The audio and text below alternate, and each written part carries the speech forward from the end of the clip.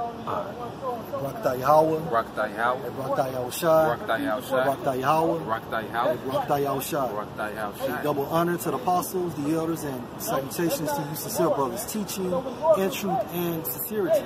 And this lesson is going to go into being humble, man. You know, because Yahweh and Yahushua do not need us, man. Basically, it's a privilege, it's an honor to be called from the congregation of the dead, man. What you got, bro?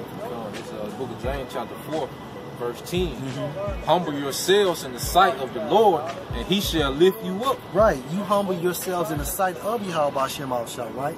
And Yahweh and Yahushua is going to lift you up, man. Okay? All this carnal bullshit to be seen, to, you know, for you know, just for views and so on and so forth, that's not spiritual, man. That doesn't matter. That's not going to save you, man. Having a contrite, which is a broken spirit, that's what's going to save you, man.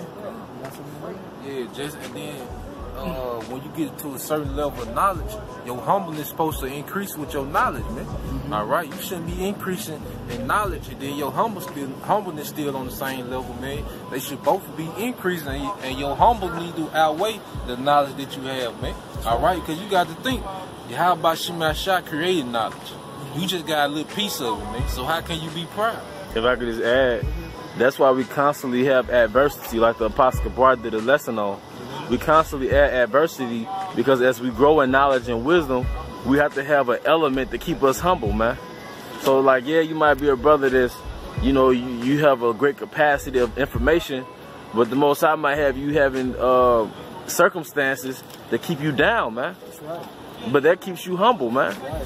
You know? And then when you do attain that platform of knowledge, man, it's important that you bring the other brothers up too, man. You don't supposed to be that brother just know everything and you're not building other brothers up, man. Because this thing is all about edification, man. And you are only strong as your unit is, man.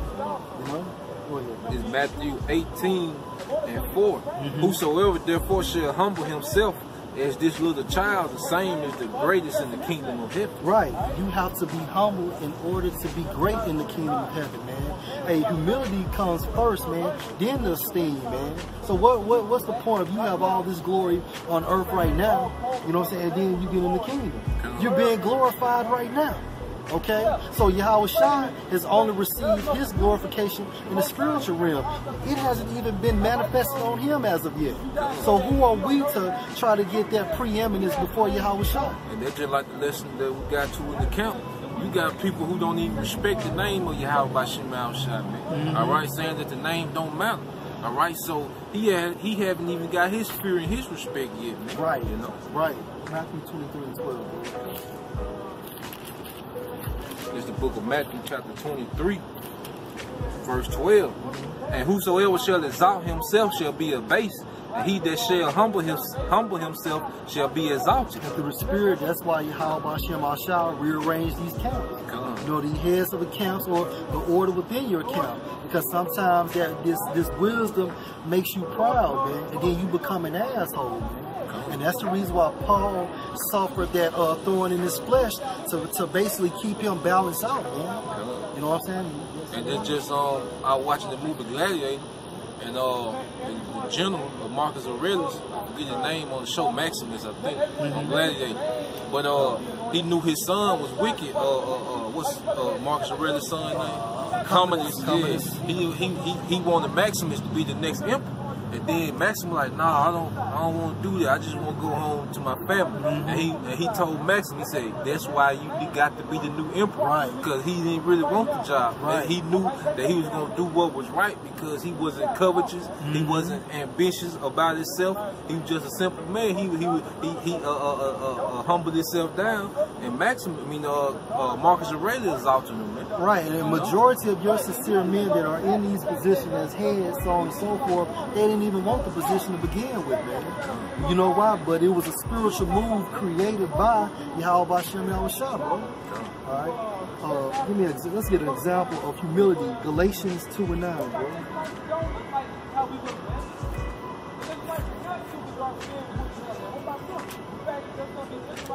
It's the book of Galatians chapter 2, verse 9. And when James, Cephas, and John, Cephas was your people, and John, who seemed to be pillars, authority figures, man, the heads, all right? Go ahead, bro. perceived the grace that was given unto me, they gave to me and Barnabas the right hands of fellowship, that we should go unto the heathen and they unto the circumcision. But the point is that Paul had all this knowledge. Yahushua worked with him for like 3 years within the spirit and build him up, but he still gave reverence to his heads, man. Okay? You got something? I'll get you, man. Okay. Last example. Let's get Deuteronomy, the 9th chapter. Let's start at the 13th verse. Read down to 19. Alright. This is the book of Deuteronomy, chapter 9, verse 13. For the more the Lord Yahweh Shai spake unto me, saying, I have seen this people, and behold, it is a stiff-necked people. Now the reference of stiff-necked people is going into the nation of Israel, and this is Moses expounding. Go ahead. Let me alone, that I may destroy them and blot out their name from under heaven, and I will make of thee a nation mightier and greater than they. So Yahweh Shem Al-Shah wanted to destroy our nation and then start all over with Moses, man. Go ahead, man. So I turned and came down from the mount, and the mount burned with fire, and the 2 tables of the covenant were in my 2 hands. And I looked and beheld, ye had sinned. So I looked and behold, ye had sinned against the Lord Yahweh Shem Al-Shah, your power, and had made you a molten calf. Ye had turned aside quickly out of the way which the Lord Yahweh Shem Al-Shah had commanded you. And this is what the prophet's supposed to do. A prophet's supposed to reprove you when you go off, man. Go ahead, bro. And I took the 2 tables and cast them out of my 2 hands and break them before your eyes.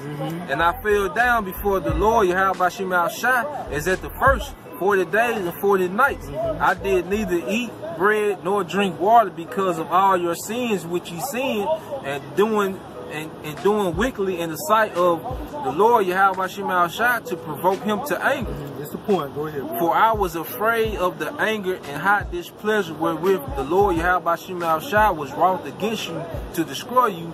But the Lord Yahweh Shem Al-Shah hearkened unto me at that time also. And that's the point, man. Yahweh Shem Al-Shah created everything.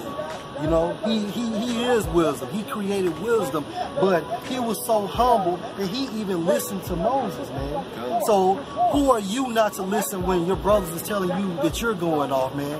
If Yahweh Shem Al-Shah listened to Moses, who the fuck are you, man? Excuse my French, but I'm just being real with you. You can take us home. All right, this break it down. This is the book of Ecclesiastes, chapter 10, verse 12. The beginning of pride is when one departed from the Most High, and his heart is turned away from his Maker.